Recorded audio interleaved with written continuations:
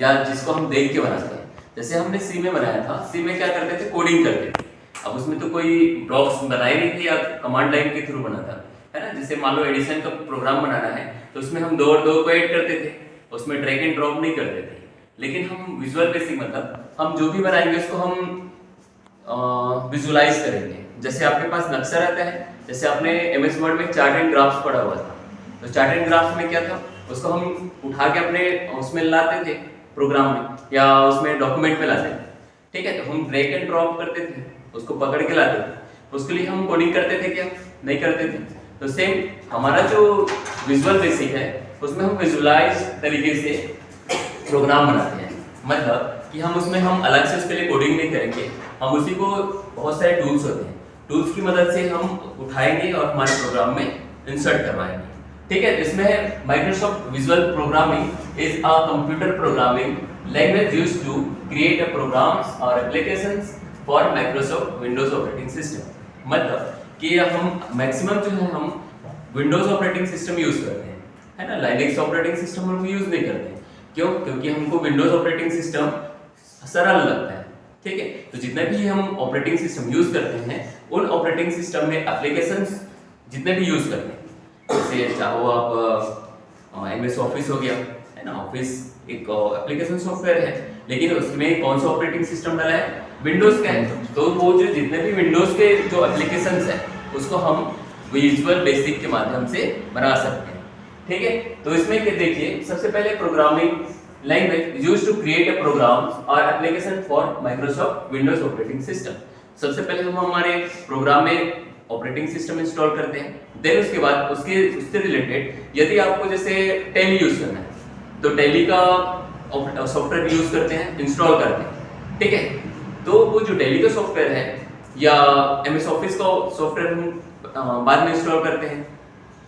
तो जो सॉफ्टवेयर होती है वो विजुअल बेसिक के माध्यम से बना होती है, ठीक है। या ये कहें कि जितने भी एप्लीकेशन हम लोग यूज करते हैं हमारे विंडोज ऑपरेटिंग सिस्टम में, वो सभी जो है विजुअल बेसिक के माध्यम से कहीं ना कहीं बना होती है, ठीक है। अब बात करते हैं इसको जो है programming language, visual basic programming language क्यों बोला जाता है।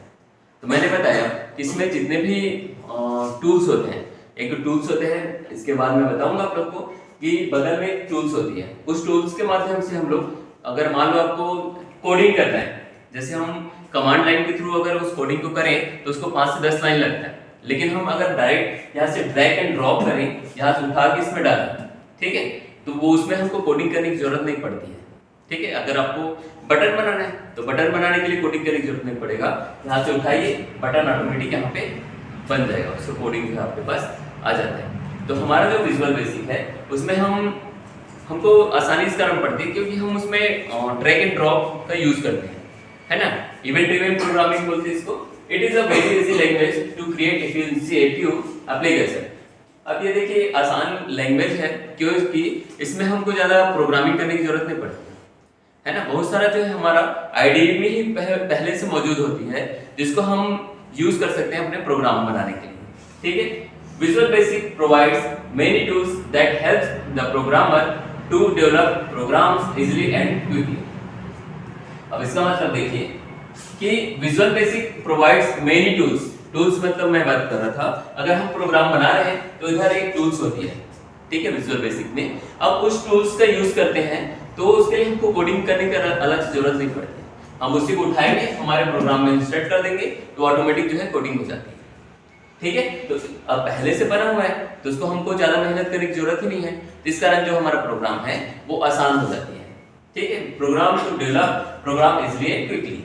तो इसमें क्या है कि हम फास्ट जो है प्रोग्रामिंग कर सकते हैं, कोई भी अगर एप्लीकेशन बनाना है तो जल्दी से जल्दी बन जाएगा, ठीक है। इसके लिए आपको अलग से कोडिंग करने की जरूरत नहीं, ठीक। Visual basic is an event driven programming language. Event driven programming मतलब कि अगर हम मान लो कोई बटन है, बटन के पास हम क्लिक कर रहे हैं तो ऑटोमेटिक उसका कलर चेंज हो जाएगा, या बटन को क्लिक करेंगे तो दूसरा पेज ओपन हो जाएगा। जैसे आप एग्जाम फॉर्म भरते हैं, ठीक है, एग्जाम फॉर्म देखे होंगे। अब उसमें क्या होता है, सबमिट का बटन होता है नीचे, अब आपने ऑन किया, फर्स्ट नेम लास्ट नेम जो भी आता है, ठीक है। अब उसके बाद उसमें एक लास्ट में बटन होता है रीसेट का, सबमिट का एंड फिर से प्रीव्यू देखने के लिए। तो उसमें आप जैसे क्लिक करेंगे बटन में तो आपके पास एक मैसेज आ जाता है। मैसेज अगर आप सबमिट करेंगे तो वो नेक्स्ट पेज में फॉरवर्ड कर देगा। अगर आप एक बार फिर से फॉर्म देखना है तो प्रीव्यू में देखिए, आपका प्रीव्यू एक बार दिख जाएगा कि आपने क्या भरा हुआ है। ठीक है, तो इसको हम बोलते हैं कुछ मतलब जहाँ पे टच करने पे कुछ परफॉर्मेंस हो रहा है।